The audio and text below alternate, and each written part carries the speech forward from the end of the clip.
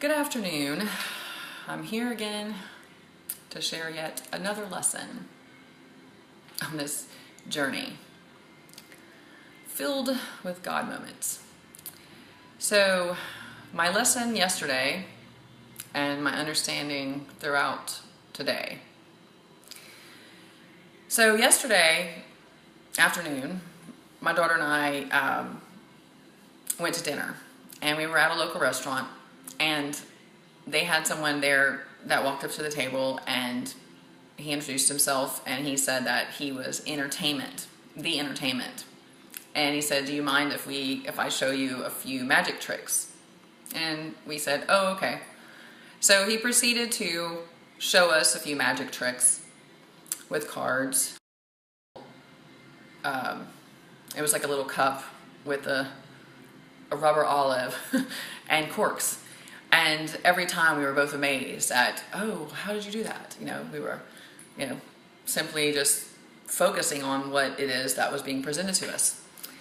So as we proceeded, I gave him a little tip, and then I asked him, I said, "So can you explain to me how you did these tricks?" And he willingly did. And one of the words that he used as he began to explain the tricks was misdirection. It's all about misdirection. And I could not get that word out of my head. It just stayed there. And I started to have this understanding that about the misdirections that have come along my path throughout my life and really ruined things in my life to the point of destruction by being misdirected. So here I am sharing a message about misdirection with all of you. So I researched a little bit more, and I'm going to talk about magicians first.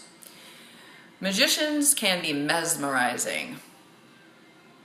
They capture our imaginations and attention through sleight of hand skills and misdirection. Our eyes are drawn away from the truth. Pay attention to that. Misdirection is very powerful. Magicians are not the only ones to use misdirection to distract us. Our enemy also does the same. Magic works by misdirection. The magician exploits your tendency to look at the obvious while the real action is taking place elsewhere. When the obvious is made compelling enough, it's hard to even imagine looking elsewhere. You are drawn to it. Whatever you are doing right now comes at the cost of everything else at the moment and elsewhere in your life. Whatever you are doing, there's always a cost. But you aren't considering the other things because you're busy concentrating on the obvious.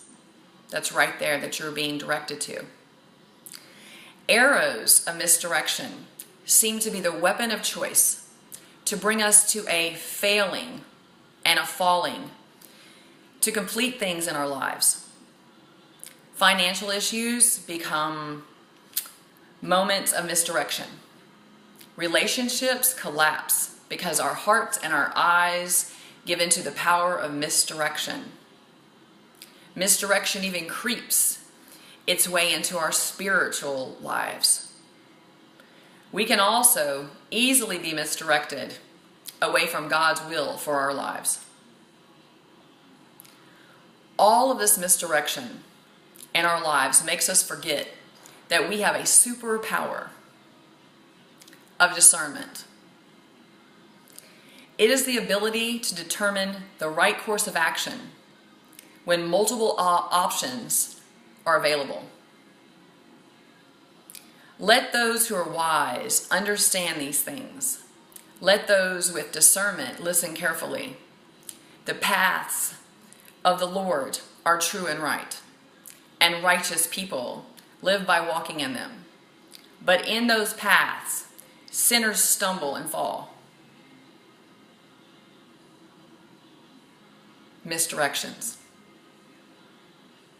make us stumble and fall. I will give you a personal example from my own life. I know that part of my purpose in this world is to be a bright light with a voice, to share my stories about my doubts turning to faith. When God is at work producing faith, He first presents death to what is earthly in our lives. He gets you to see past the seen things that you were looking at. He gets you to look at His Word, to no longer see what is visible to your human eyes, to understand that what is visible on the temporal level won't last, that the sense of newness will wear off, it will fade away, that what is physical is merely a shadow to what is spiritual. He closes the doors to all human reasonings so that you may rise above the physical conditions, so that you can experience a spiritual richness and your eyes become acclimated to see what is heavenly first and earthly second. Seeing spiritually is believing. Tuning them in, tuning your eyes in, so that you may see the truth and believe. So that you live by faith, by the Word of God, not by your physical senses. To no longer apologize for the way God created you to be. He made you this way for the reason to do as He has asked you to do. To become who He has asked you to become.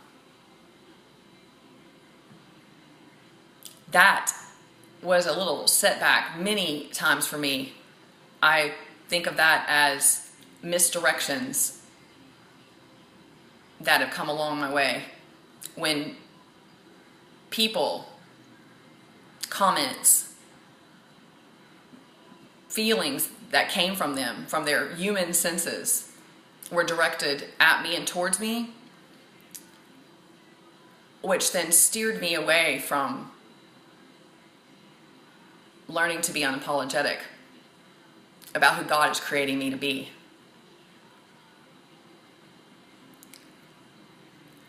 To set the heaviness of expectation and fear aside.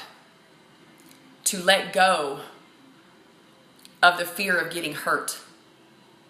To remove all of those protective barriers. To just allow Him to work in your life.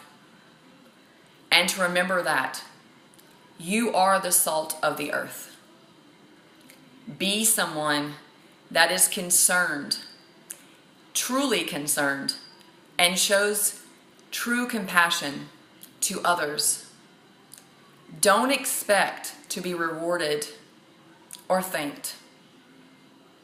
Be someone that opens the doors to a place and places where true love resides. Don't be a closer of a door. Be an opener of the doors.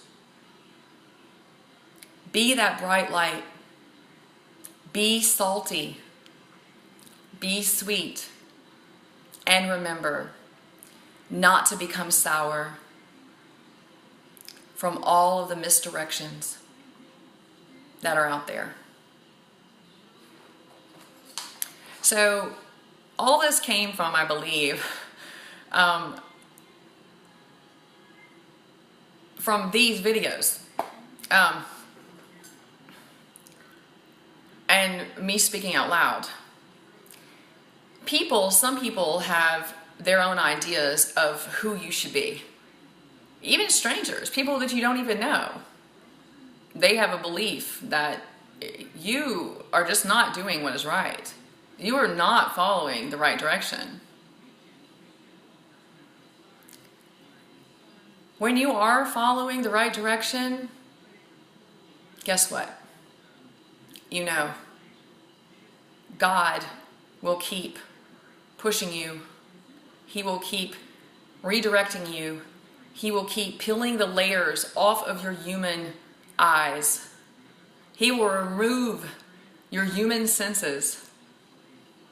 He will make you pay attention to what is spiritual, to what is real, to what is beyond what is visible, so that you can truly see and know the truth without doubt, walking in faith, losing fear, and stepping forward so that you can help the other people that need that help, that need that light, that need that love and that compassion. Sometimes a little bit of saltiness, sweetness, but don't become sour. Don't stay there. Don't allow those misdirections and all those arrows that keep coming at us and all these different angles and these different ways trying to make us pay attention to what we shouldn't be paying attention to. We have a superpower. It's discernment. And I would tell you, years back, I really didn't know what that was. There was a special woman, actually, that I attended her small groups of Bible studies. Said, you know, Nicole, you really need to look in and understand what discernment is. I'm very thankful for that. That was not misdirection. So I hope my message and my little lesson from the magician yesterday helped some of you. Thanks for listening. Bye.